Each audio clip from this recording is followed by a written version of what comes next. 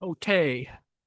Well, welcome to dis&datInformation, July 30th and 31st, since it's probably going to take two of these sessions to get through the thing that we're going to look at primarily.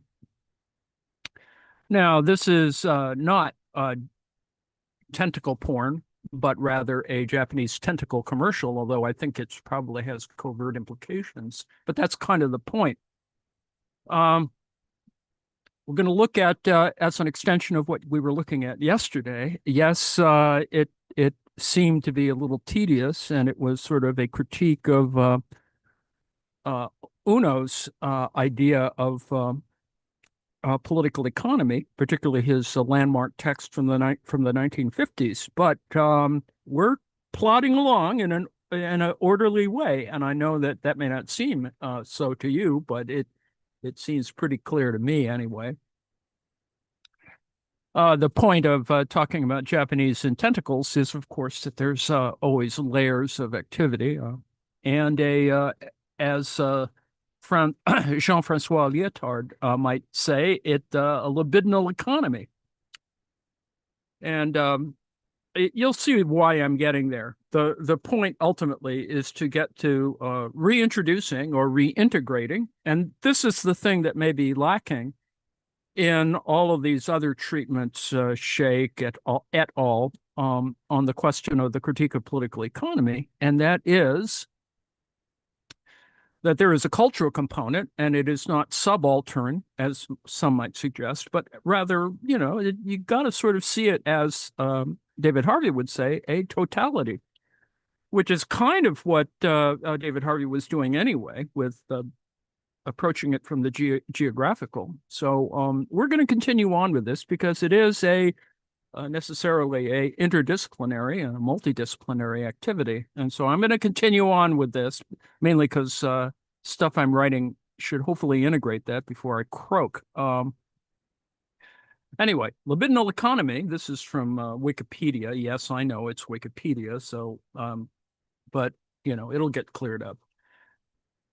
Libidinal Economy is a 1974 book by French philosopher Jean-Francois Lyotard. The book was composed following the ideological shift of the May 1968 protests in France, whereupon Lyotard distanced himself from conventional critical theory and Marxism because he felt that they were still too structuralist. That we're going to have trouble with this continually, especially with my stuff, and imposed a rigid systematization of desires, drastically changing his writing style and turning his attention to semiotics, theories of libido, economic history, and erotica.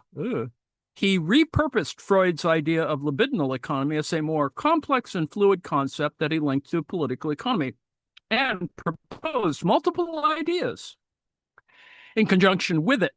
Alongside Gilles Deleuze and Felix Guattari's Anti-Oedipus, libidinal economy has been seen as an essential post-May 1968 work in a time when theorists in France were radically reinterpreting psychoanalysis, and critics have argued that the book is free of moral or political orientation. Lyotard subsequently abandoned its ideas and views, later describing it as his evil book. Livre méchant, literally méchant, literally nasty book. The point of this is, of course, that there is, as with the core of my own work since graduate school, is on the problems of political economy, more specifically the semiotics of or the political economy of science. And no, it's not reducible to Baudrillard, et cetera. And so it's a much more integrated and much more problematized area. And yes, people's eyes glaze over, whatever. But, I revisit it, retcon it in many ways. And I don't think that that's a big problem in the big picture. The task remains to try and integrate it. So here's a more recent thing, not Wikipedia. It's a series of articles related to language and political economy, revisited by Andrew Grahn of the at Helsinki. This special section constitutes an effort to span the divide between linguistic anthropological approaches to political economy and sociocultural anthropological approaches to contemporary capitalism. In the late 1980s and early 1990s, the publication of several key works in anthropology forged a critical approach to language and social action that was attentive to questions of power, inequality, difference, and domination. More than 25 years have passed since this articulation of language and political economy as a framework for scholarly investigation and critique. In this time period, research in linguistic anthropology has continued to elaborate how language use and language ideologies reproduce forms of social difference and inequality within and across interactions. At the same time, critical work in sociocultural anthropology on political economy has become focused on, yes, neoliberalism, an ongoing redistribution of social risk, entitlement, and responsibility as a global condition. Research in this vein, however, has on the whole remained relatively unconcerned with language. Inspired by the 25th anniversary of Susan Gall's classic essay, Language and Political Economy, the essays collected here take seriously the challenge raised in studies of neoliberalism, namely that political economies in the empirical and analytical sense have shifted post-1989, the end of communism. In doing so, they chart new pathways for a cross-fertilization between research in linguistic anthropology and scholarship on neoliberalism and contemporary political economy. Specifically, the papers, number one, identify impasses in the Foucault-inspired analyses of power as governmentality, and you've heard me yak about that before. Number two, elaborate how emergent political economic forms compel a re-theoretization of institutions as a category of social analysis. You've heard me yak about that before. Number three, complicated understandings of the place of language in commodification process. Yes, that's what my stuff's all about. And number four, engage and theorize the specialized forms of reflexivity that often accompany neoliberalizing logics.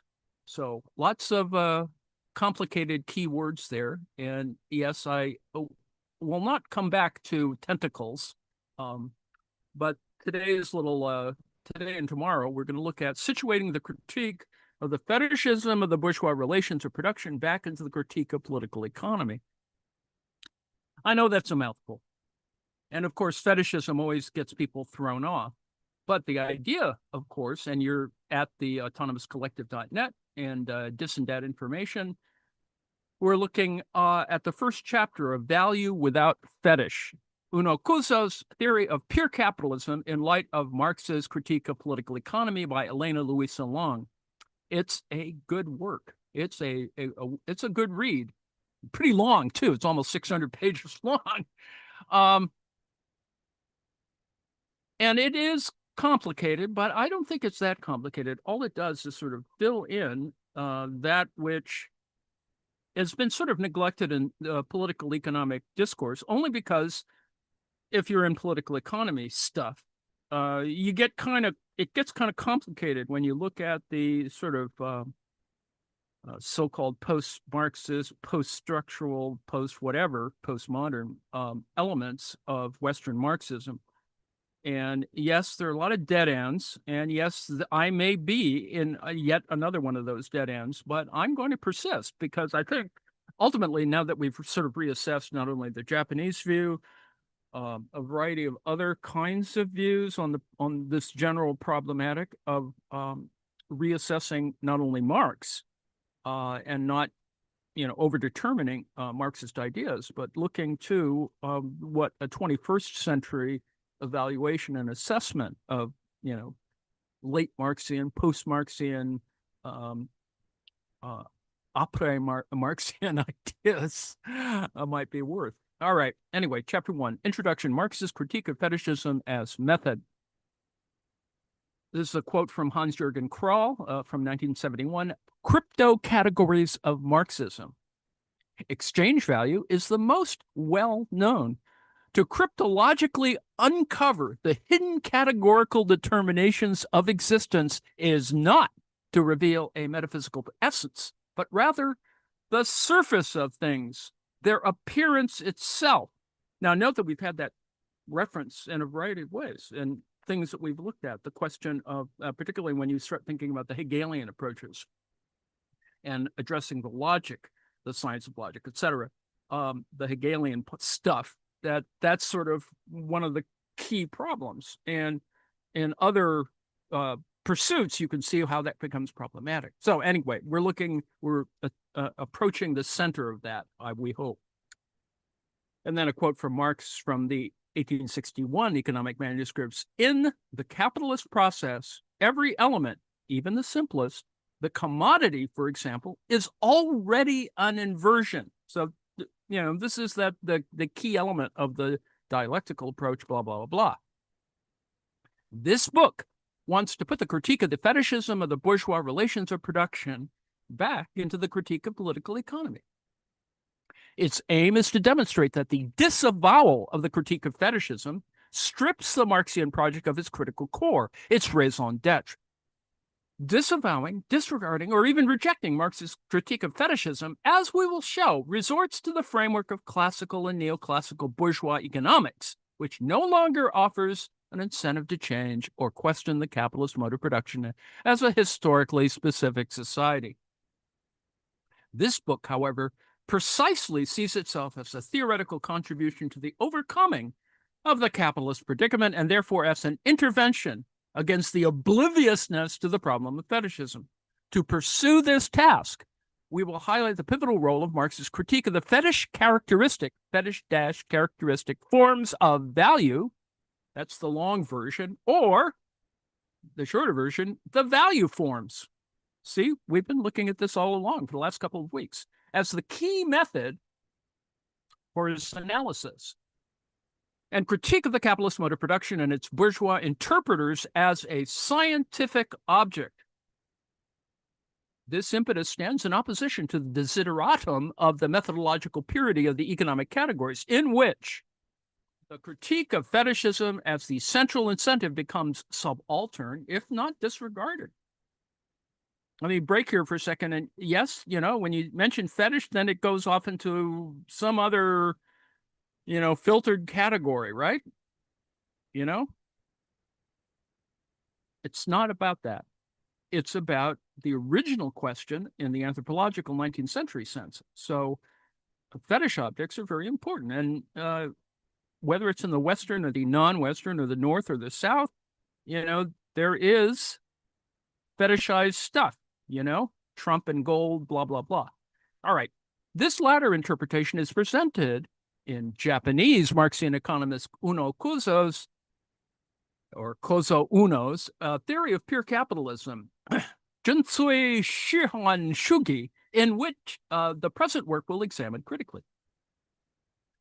The neglect of the fetish complex, we argue, leads to a truncated and functionalist understanding of capitalist economy, and even more fatally helps to prolong and sustain a system of blind domination of social structures over humans, in which old fetishes persist as new ones, making an emancipatory development impossible. This is let me break here a second and say, yes, this is about radical subjectivity, isn't it?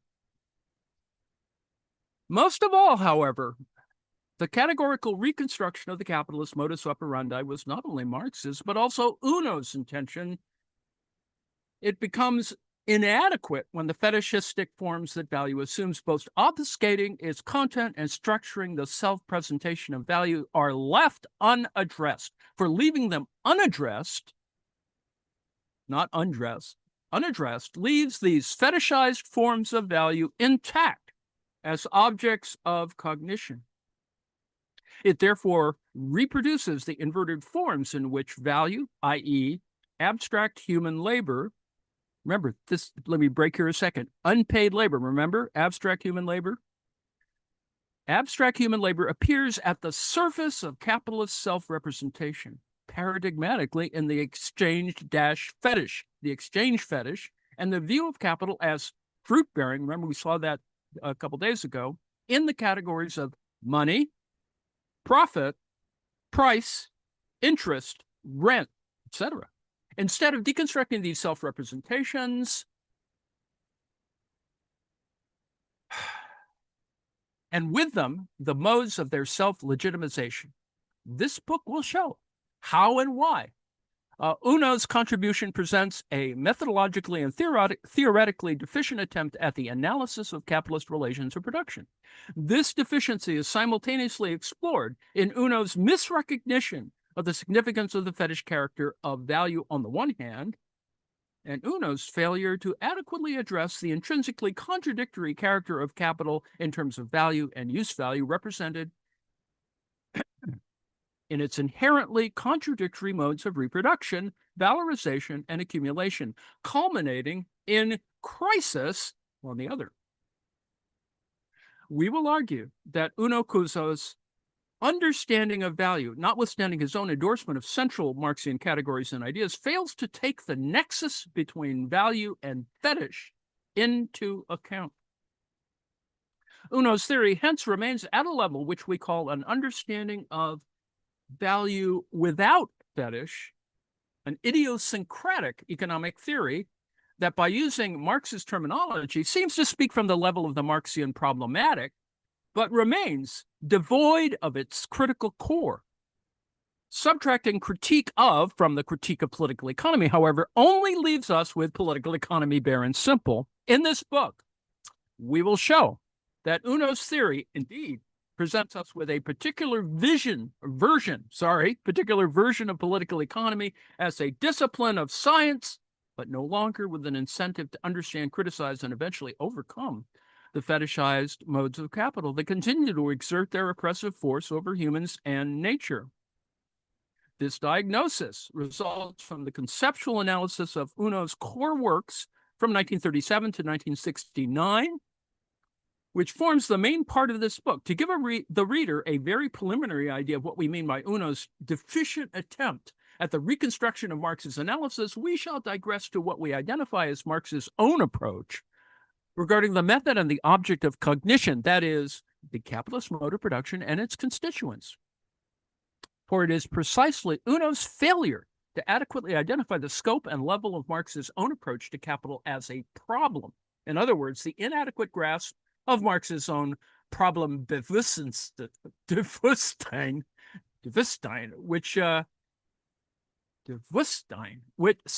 which motivates our critique of Uno Kuzo's theory of pure capitalism and its method.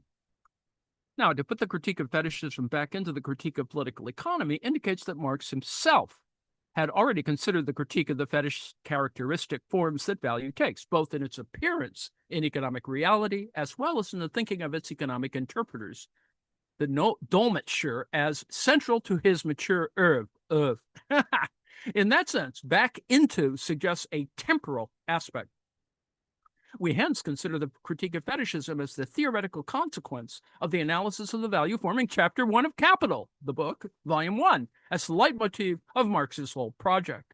The formulation back into, however, also has a systematic aspect.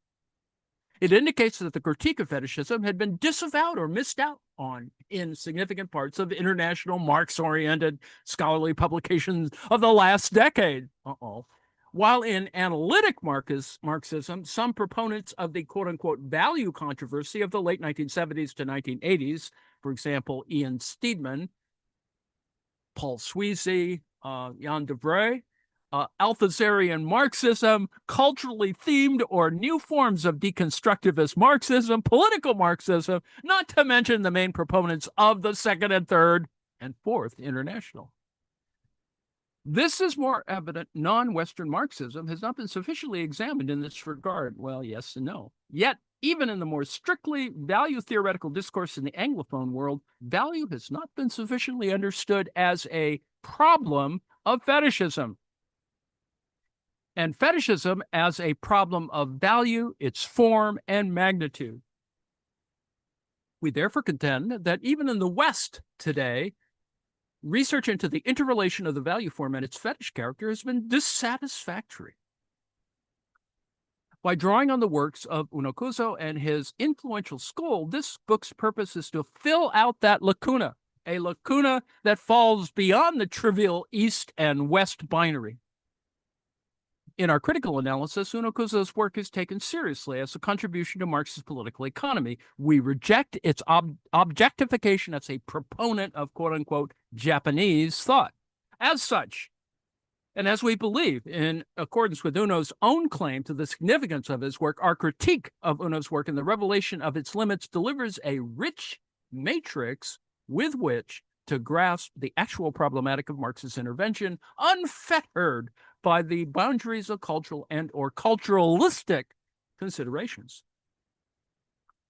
With these preliminary and general reflections on the critical nature of this book in mind, we can also elucidate what we consider its positive contribution, namely a new inquiry into Marx's method. This method stands and falls with the overall impetus of Marx's project of the critique of political economy. As the critique of theorists such as Adam Smith, David Ricardo, Samuel Bailey, Jean-Baptiste Say, Thomas Malthus, Robert Torrance, Jean-Pierre Proudhon, and others, and their various bourgeois fetishisms. In the following, we shall consider in rough strokes what we mean by this. So, what do we mean by fetish, fetish-character, and fetishism?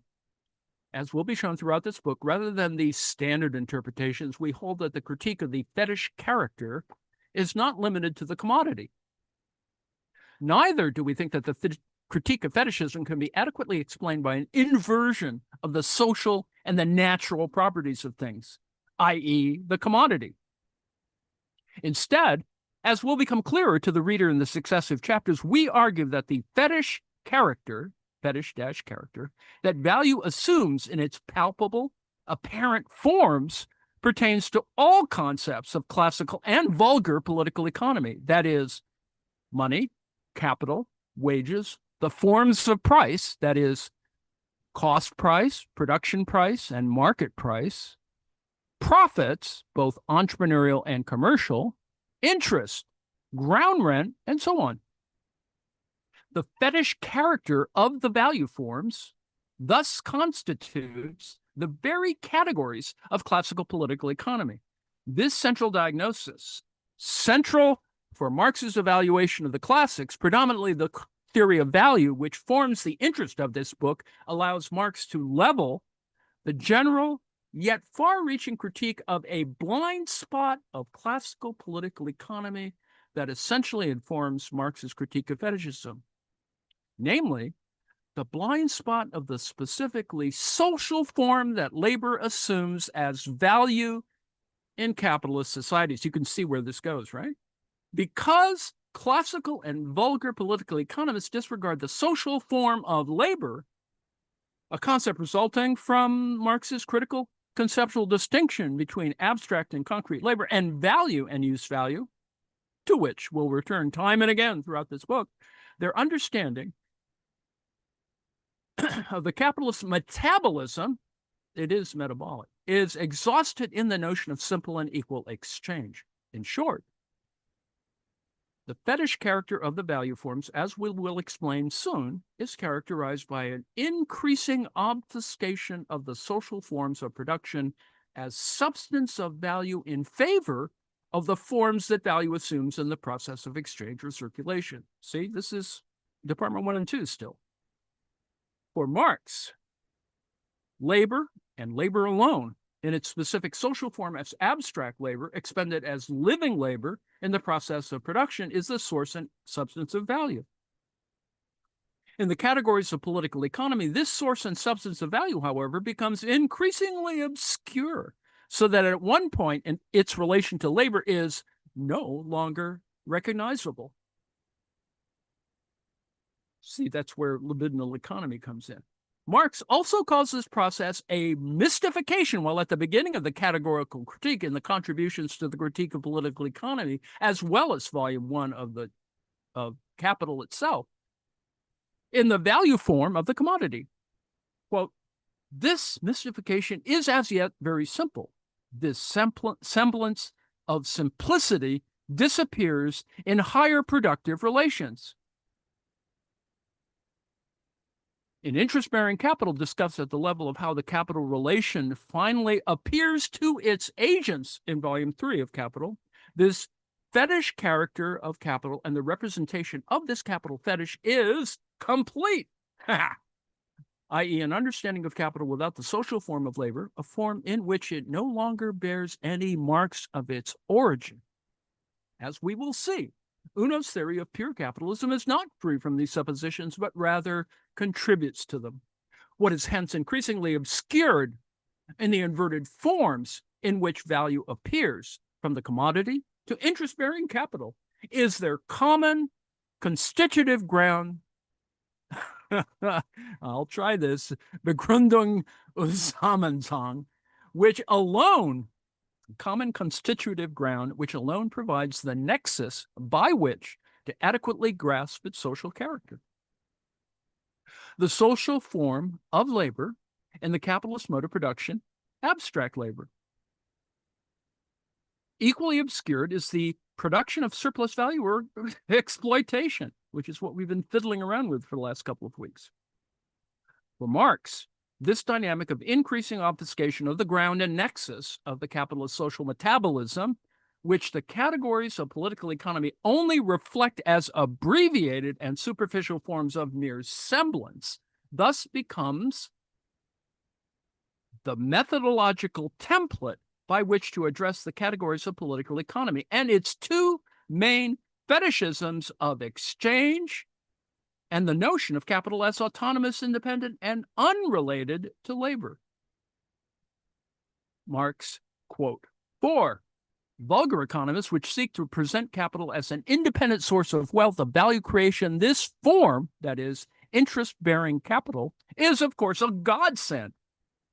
A form in which the source of profit is no longer recognizable and in which the result of the capitalist production process, separate from the process itself, obtains an autonomous existence." There's all kinds of stuff in there, unquote, close quote. For Marx, elucidating the difference between social form as substance and the inverted forms in which it appears, or content and its forms, forms that obscure their origin in abstract human labor and exploitation, is the single methodological process or strategy for his critique.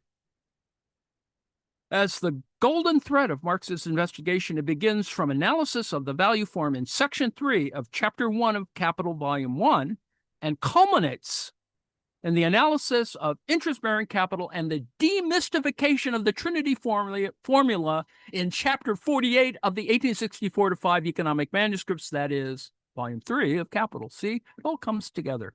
The significance of this methodological process consists in the derivation of the origin of mystification in categories such as production price and profit, concepts to which we will return in detail.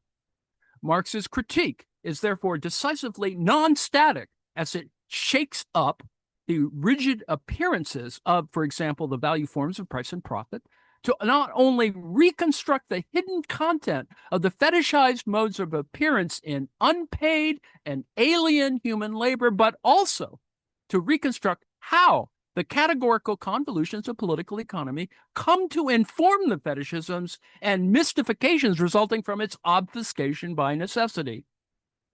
It's all pretty dense, right? We call this procedure with Helmut Bantel form analysis. Now, this can just get all crazy here, so don't, we'll have to come back to this, and we will.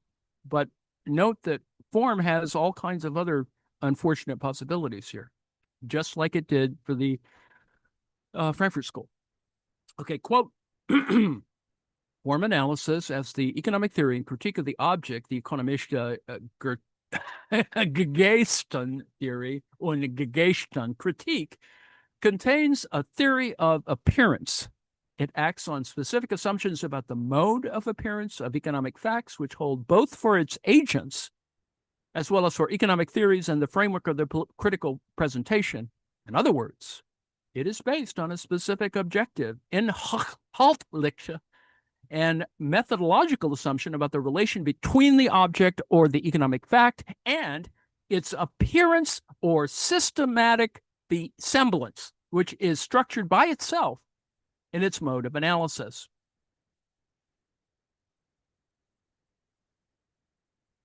So object and appearance, we're kind of back to certain types of classical beginnings, aren't we? Now, back to the text. Following from this, the intent of form analysis is to dismantle the pseudo-subjectivities with which economic relations appear as simple, transhistorical, and autonomous, to dismantle the wrong notions which the daily agents form about their own social relations according to the measure of these conceptualizations, and to disperse these reifications of social relations in the economic categories in order to reinstantiate the actual subjects of history, that is, humans in their relations of their labor and production in their theoretical and practical right. This claim can be said to concretize Marx's critique of the value forms as precisely the locus of the fetishisms of simplicity, transhistoricity, and autonomy of the economic categories, as well as its aim to abolish the sphere of semblance as a whole. Yet, how did Marx's incentive for the reconstruction of the obfuscated or mystified grounds, the obfuscated or mystified ground of the forms of appearance of value evolve? How did his critique become essentially informed by the claim that it grasps the social form of capitalist reproduction in its true nature based on abstract human labor, i.e., the actual subject of history? Marx did not simply claim the social form of labor as an alternative, that is, one among many explanations for the basis of capitalist reproduction. His claim went much further. By pointing to the logical fallacies, inconsistencies, tautologies, and contradictions of conventional political economy, Marx could indeed demonstrate why explanations excluding the common nexus of abstract labor must fail. And it was precisely this logical impetus guiding his observations which led Marx, with Hegel, as we will explain soon, to assume a specific form content, Formgehalt, as the explanatory heuristic leading him to the decryption of the fetishized categories of political economy. Yet, what could this heuristic tool be? One fundamental claim is that the condition of possibility for the heuristic of Marx's critique was the formulation of the labor theory of value at the beginning of Capital, the book. The labor theory of value, i.e., the definition of the substance of value as abstract human labor and its magnitude in socially necessary labor time, thus could be said to present the decoding machine to the fetishisms of conventional economic science. Not only does this theory, as Duncan Foley claims, parallel the philosophical and theoretical innovations of Galileo and Newton in the physical science as the founding idea of a science, but in its function, it perhaps even parallels Alan Turing's bomb decrypting machine, which was used to help decipher German Enigma machine encrypted secret messages during the Second World War. So you have very connected a whole bunch of things. Marx's labor theory of value can thus be said to function as a decryption device of the fetishisms of classical and vulgar political economy. This elevation of the labor theory of value to the status of Marx's central heuristic insight may, however, come as a surprise for readers who are familiar with the fierce criticisms and objections it has received throughout its history. It seems that, beginning with neoclassical economist Eugen von Bauwerk's criticisms in 1896, disavowing Marx's labor theory of value has never really gone out of fashion, except that today, even Marxian theorists have become increasingly inclined to lessen the importance or even reject or refuse the labor theory of value. At times, it is counterfactually presented as though this refusal were even Marx's own refusal, which would mean that Marx rejected his own theoretical basis, which, to our knowledge, he really never did. Needless to say, attempts at disqualifying Marx's value theory vary not only in the different areas of Marxist theory, but also in their emphasis on what function the labor theory of value designates. As a methodological tool, it is argued it is introduced prematurely as a definition of value. Is that front loading again? Others say, predominantly proponents of analytical Marxism and theorists of finance financialization, it may even be neglected since it does not even deliver a coherent theory of price.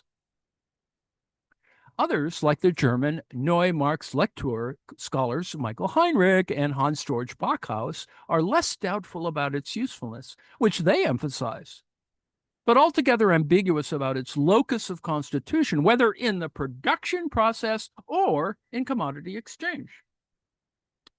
What we can, however, discern unequivocally in both attempts to delegitimize Marx's formulation of the labor theory of value is that it is viewed as a theoretical residue of mostly Ricardian provenance. The claim of Marx's labor theory of value as a residue of the discourse of the classics is to be found in almost all newer discussions of Marx's value theory. Marx's break with the classics was therefore either unsuccessful, or as we've seen, incomplete. This opinion is also shared by Uno.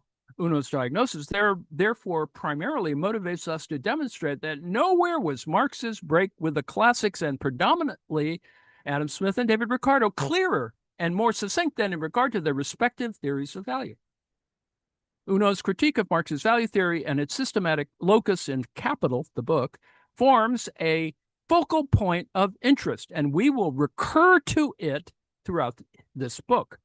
In our introductory chapter 1, we consider it therefore useful to explain the centrality of the role of the labor theory of value in Marx's oeuvre, especially with regard to its function as the method of critique.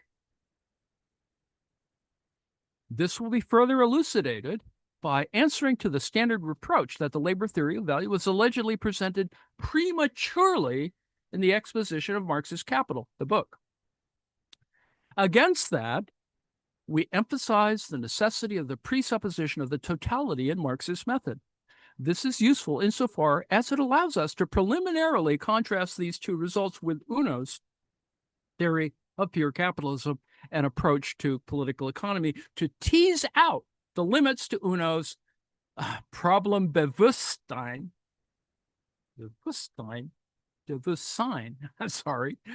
of the Marxian critique of political economy, chapter 1.1, because one significant objection to the labor theory of value consists in its delegitimization as a residue of the classics, an objection Uno shares. We find it necessary to elaborate on Marx's labor theory of value as resulting not from an appropriation of an alleged Ricardian embodied, the congealment, remember, embodied labor theory of value, which, as we will see, Ricardo did not hold, but precisely from the critique of Smith's and Ricardo's respective theories of value in the chapter 1.2, the aporias of political economy. Aporia means gap. Finally, we will recur to the Hegelian notion of form content and the critical function of the analysis of the value form in section 3 of Capital, chapter 1, and its results. As mentioned before, we hold that it essentially informs the overarching structure of Marx's critique of fetishism. We will apply it to some recent critiques of Marx's project, which have gained momentum in Marx research over the last decades, namely the new or systematic dialectic approach. Chris Arthur and Geert Rutten, remember, that's what we've read the last couple of days, right? See, it all fits together, sadly to say. Back to the text. Because with regard to their criticism of the labor theory of value, Uno can be regarded as their predecessor. This section serves as a critical template or prism through which the book's impetus can be viewed, namely to reinstate Marx's critique of political economy as the most adequate heuristic known to science for understanding, evaluating, and overcoming today's capitalist predicament. 1.1. The critique of fetishism and Uno's theory of pure capitalism. So quote from Hegel's Encyclopedia. But the investigation of cognition cannot take place in any other way than cognitively. In the case of this so-called tool, the investigation of it means nothing but the cognition of it. But to want to have cognition before we have any is as absurd as the wise resolve of Scholasticus to learn to swim before he ventured into the water. Ah, yes. Dunning-Kruger. Ha. All right. Because already in the value form of money, we can no longer see or detect what it has got to with human labor. And money, for Marx, is the direct incarnation of all human labor. Marx's critique of political economy can be said to present the forensic investigation into the increasing mystification, that is, from the commodity to interest-bearing capital, of the fetishistic categories of conventional political economy and its critique. As mentioned earlier, this mystification or fetishization is mediated by the process of exchange, in which value receives the palpable yet inverted form of appearance, precisely as money. Because value never appears as such. It is not an empirical category. It must cling to these apparent empirical forms generated by circulation and exchange. This movement, however, mediated by the process of exchange, as Marx says, vanishes in its own result, leaving no trace behind. Marx's assignment is therefore in the reconstruction of the process, a forensic or probably even archaeological attempt to reveal how certain categorical misconstellations in the scientific view of the capitalist metabolism are conducive to burying the origin of value, and hence the social dimension of the capitalist reproduction process. Uno, however, precisely misses Marx's specific interest in the categorical reconstruction, the problem of the constitution of these categories themselves. According to our understanding, Marx's theory of value is therefore primarily a theory of the form-content, Formgehalt, and of the necessary constitution of the fetishistic forms of value. That is, the commodity, money, capital, wages, price, profit, interest, rent, etc., which form the fetishistic forms of value, which form the categories of the bourgeois horizon. It is this crucial, perhaps the sine qua non dimension of Marx's project as a whole, which we find truncated, if not altogether missing from Uno's intervention. This criticism directed against Uno Kuzo's understanding of value and its fetish character in societies in which the capitalist mode of production prevails, however fundamental it may appear, is not meant to slight Uno's merits as an important pioneer of a non-dogmatic, that is, anti-Stalinist Marx interpretation. See, that's what all of this comes to. Remember my remarks earlier about, the plight of the post-war Japanese Communist Party and trying to reconcile, its relationship to, already appearing socialism, actually appearing socialism. Back to the text. It therefore differentiates between Uno, as probably the foremost Marxist economist in Japan after World War II, and his often idiosyncratic approach to interpreting the texts in question. In the following, we shall therefore look more closely at important stations in Uno's life and the formation of his theory. 1.1.1 Uno's approach to political economy. Without a doubt, Uno Kuzo remains one of the most influential Marxist economists today. In Japan, his legacy in left-wing or Marxist economic interventions, especially in theories of value, finance, globalization, and crisis, cannot be overestimated. Outside of Japan, his following, often through the popularizing efforts of Uno's students Thomas T. Sekine, and Ito Makoto since the 1970s include such prominent Marxist academics as Robert Albritton or the theorist of money and finance, Kostas Lapavitsas, Karatani Kojin, Arguably the internationally best-known Japanese intellectual and cultural historian, has studied with Uno at Tokyo University in the 1960s. While a student, he became radicalized by Uno's ideas, joining the Bund, or the Communist League.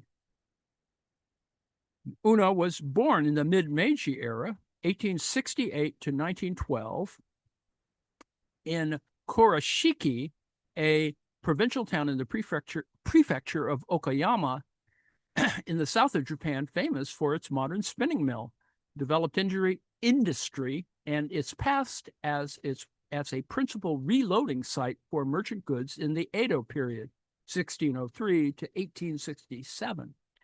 Coming from a family of merchants himself, Uno enrolled at Tokyo Imperial University in 1918 to study economics. He graduated in 1921, supporting himself and his newlywed Maria by a post at the Ohara Institute for Social Science, affiliated with Hosei University in Tokyo. At this time in Japan, there was little interest in Marx and the critique of political economy at Japanese economics departments, needless to say. Instead, the influence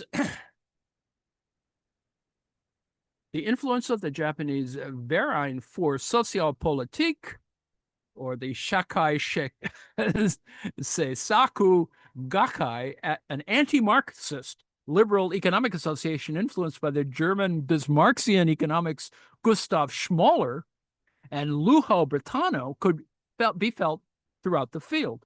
Uno, however, early on became interested in Marx and scientific socialism. His earnestness in pursuing his studies of Marx led him to board a ship to Berlin, Germany, in 1921, where he spent 2 years reading Capital, the book, Lenin on Imperialism, and against Karl Kautsky, the Socialist and Communist daily press. Uno had read Marx's works in the German original. Complete Japanese translations had not been published before 1924. While in Germany, Uno is reported to have been listening and observing, attending party rallies, sharing life and information and acquaintances with other Japanese in residence, sucking in the spirit of the times. In the wake of the Russian Revolution in the early 1920s, the world suddenly became a place where the shifting of parameters seemed possible. In 1924, on his return to Japan, Uno took the position of associate professor at Tohoku Imperial University in Sendai in the north of Japan to teach, quote-unquote, economic policy. Here, the shadow of the imposition to focus on classical and neoclassical economics loomed over his own interest in Marxist theory. It wasn't until after the Second World War that Uno's interest in the scientific method of Marxism, talk about self-censorship, began to find expression in his own publications. That was not only due to the political atmosphere of ultranationalist Japan in the 1930s. Uno was deeply involved in the so-called debate on Japanese capitalism that significantly shaped Marxist intellectual life in Japan between 1933 and 1937.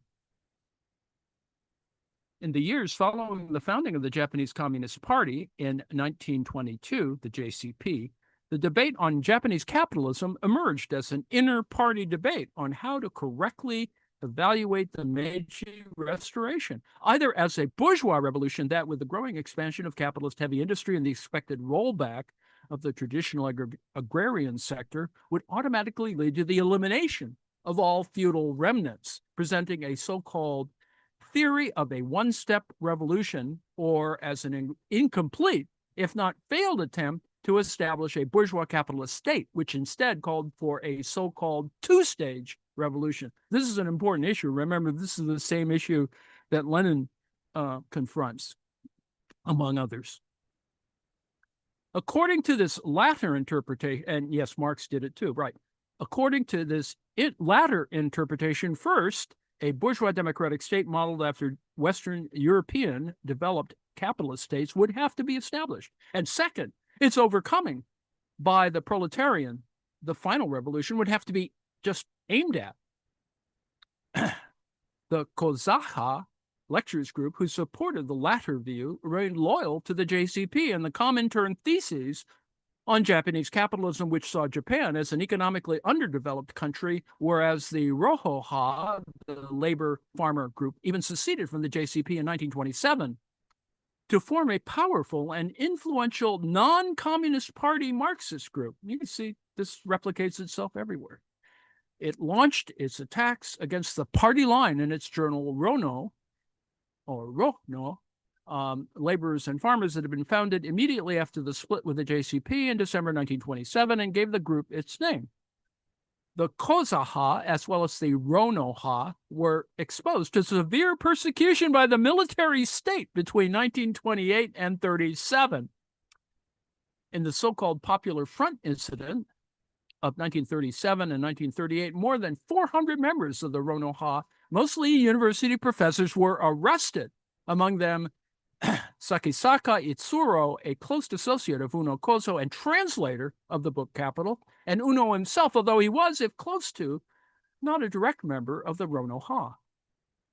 While formerly purged or arrested, Marxist theorists were only able to return to their academic positions during the U.S. occupation. Ono, briefly arrested in 1938, had been able to work for a private research position at Tohoku Imperial University since 1941, keeping him financially afloat.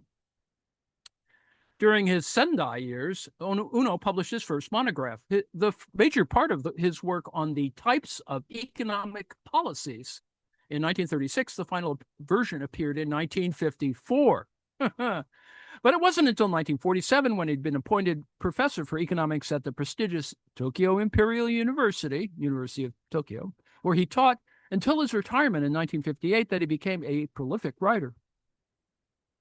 Mainly in this decade, his interest in the method and object of political economy as a rigorous science was reflected in his publications, such as the seminal History of Value, the Kashiron, of 1947. Uno's writings in this time also reflected a deliberate detachment from the JCP's, Japanese Communist Party, re-established appropriation of the ideological interpretation delivered by the Comintern, the Communist International. His stance within the nomenclatura not only gave a particular significance to Uno's merits as an outspoken anti-Stalinist, but secured him a large following since the 1960s, known as the original Uno School of Political Economy in Japan. According to Uno's associate, Furuhara Setsuo, it formed one of the three dominant streams of post-war Japanese social science, alongside the political science of Maruyama Masao and Otsuko Zao's economic history. Many well-known Marxist economists, Oichi Tsutomu, Oichi Hideaki, Iwata Hiroshi, Furuhara Setsuo, Ito Makoto, that is Makoto Ito, remember the really famous, Baba Hiroshi, Sakine Tomohiko, among others, belonged to the Uno school. That, pretty significant, right? Although, with the exception of Ito and Sakine, the scope of their theoretical efforts remained largely confined to Japan. In the 1980s, however, following Uno's death in 1977, and the seemingly unstoppable rise of neoliberal agendas, even critical engagement with Marx's mature oeuvre had become increasingly difficult in the context of academic economic debate. It's why we've never heard of it, right? No, not true. The Uno school, i.e. the school of thinkers still directly associated with Uno in Japan, became largely obsolete in the 1980s. See Kallenbach.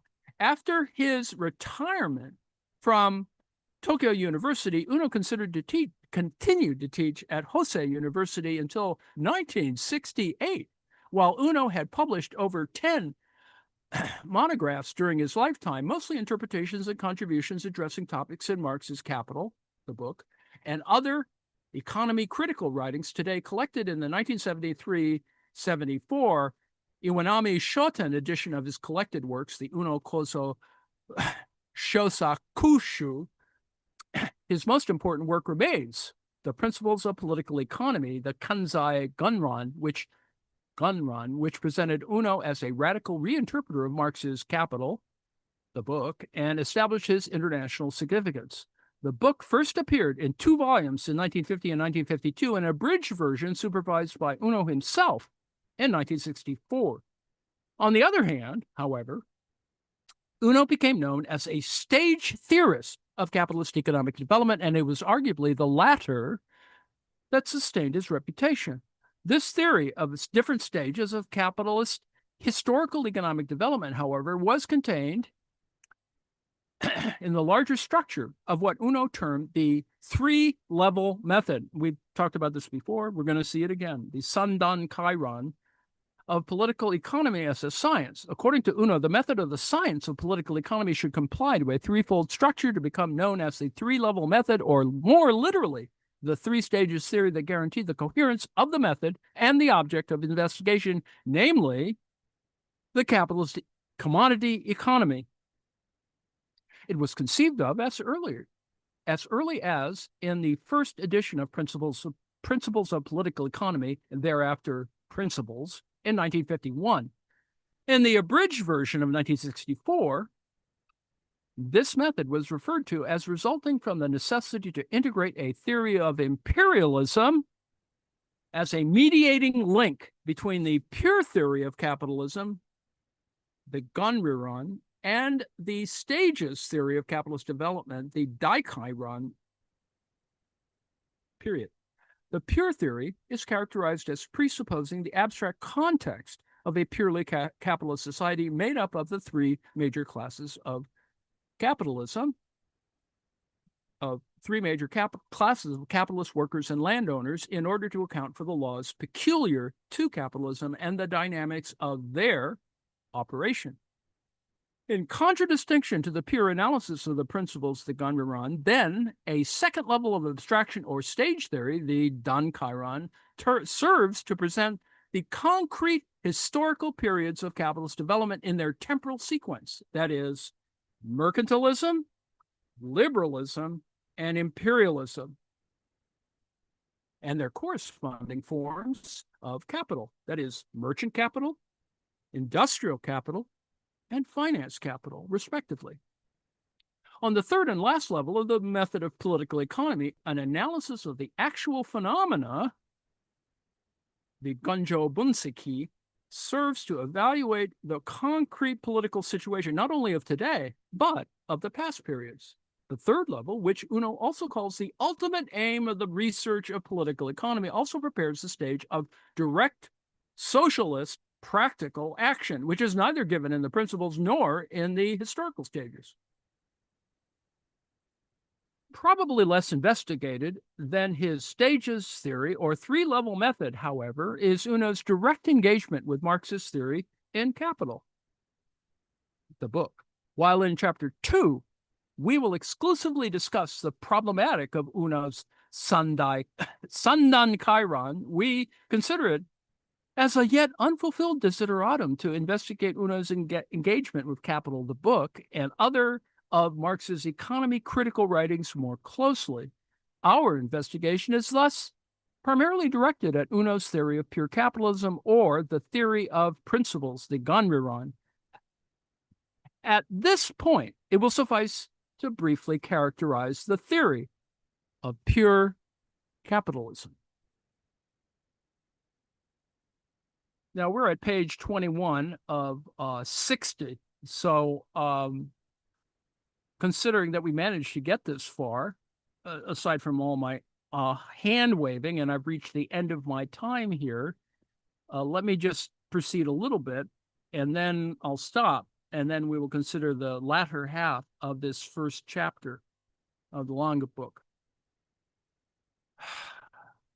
In his Principles, the only monograph translated into English for 36 years since its publication in 1980, Uno presented a theory of principles, heavily intervening in, restructuring, and limiting the architecture of Marx's Capital, the book, with which Uno throughout his life remained in theoretical dialogue.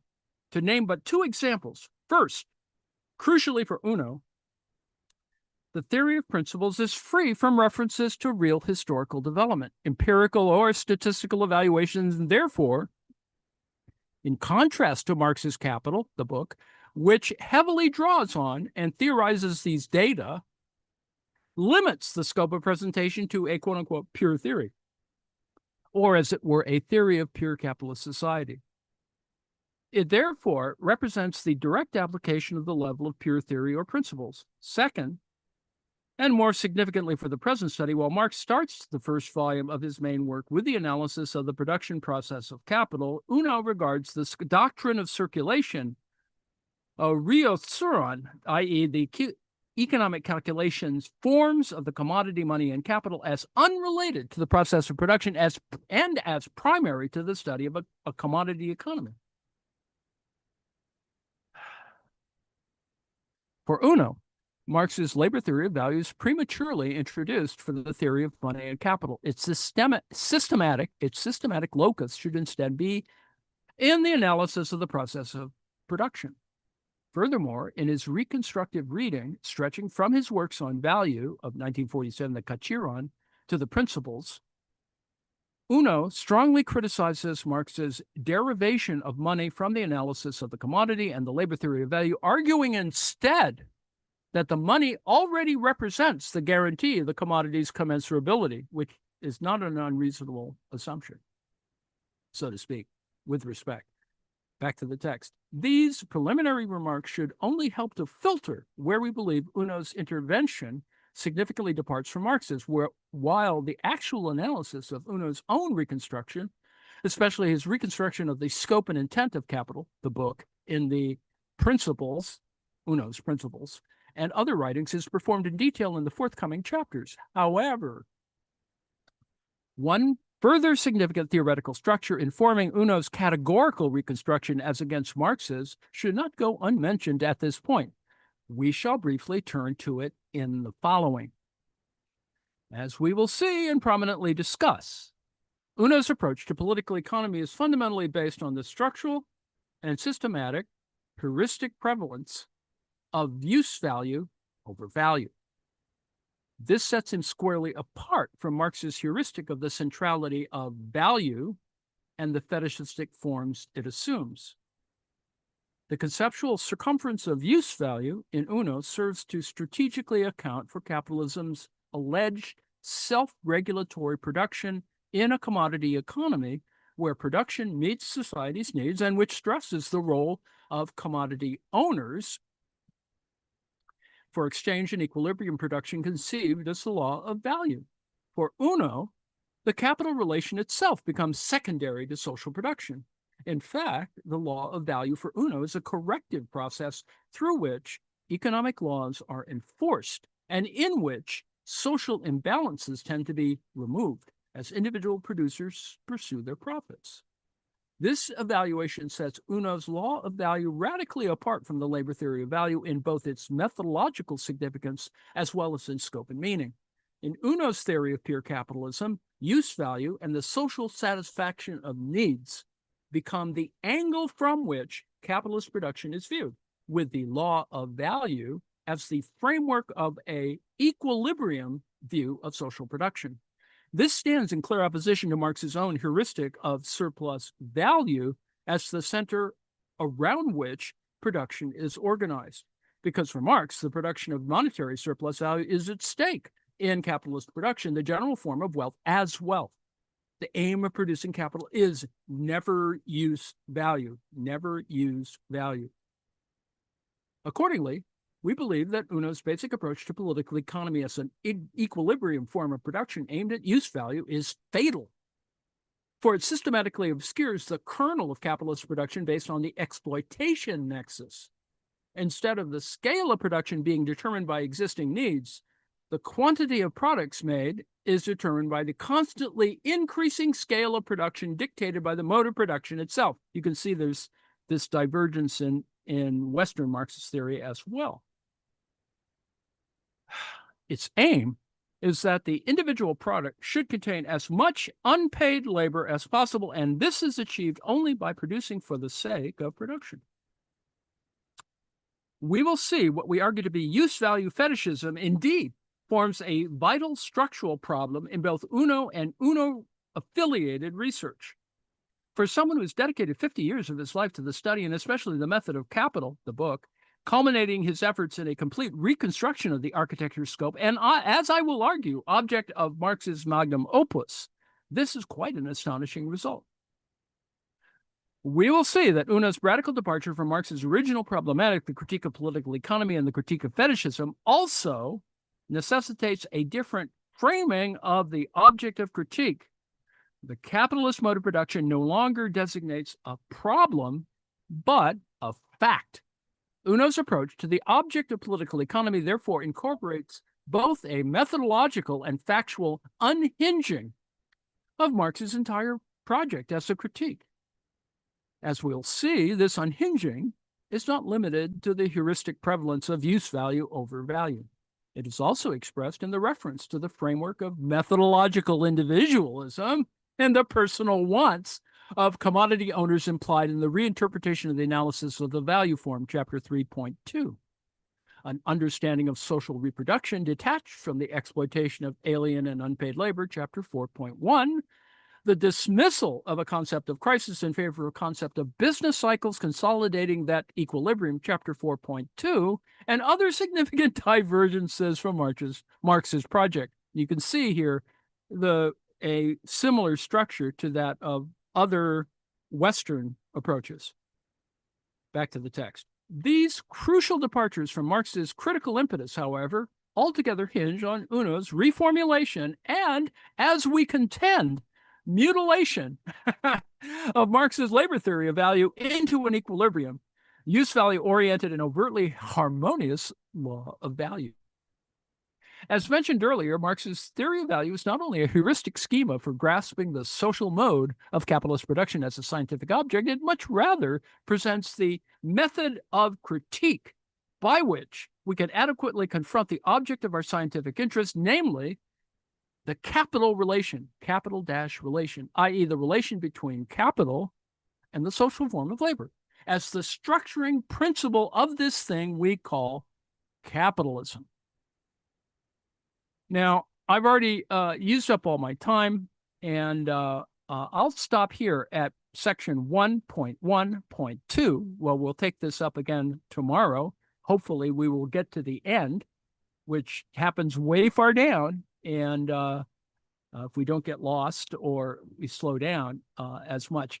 I really, let me just say as a personal note, I really like this idea of implicating the Turing bomb of political economy. I think that connects a whole variety of other things that are worth studying in the context of cryptology, post-war other stuff, Alan Turing's life, all good stuff. It's just all there. And, well, it's worth a project in and of itself. So, and I assume other people have done this. In fact, I think it is done somewhere else by someone, and I probably should look that up before I pursue it any further. Anyway, let me thank you for your attention. We've been looking at the first chapter of a book by Elena Louisa Long, published moderately recently, on Value Without Fetish, Uno Kuso's theory of pure capitalism in light of Marx's critique of political economy. And you can see the economy. I really think this is a good approach in terms of pointing out how Uno separates the kind of pure capitalism model, which is very theoretical and very Japanese or very Asian in that particular context, from the empirical and historical components of it without losing touch, as I will assert anyway, but I haven't done enough reading, with the historical materialist objectives. And this book is in a series of historical materialism stuff, so I don't think it strays that far. So anyway, thank you for attention. I will now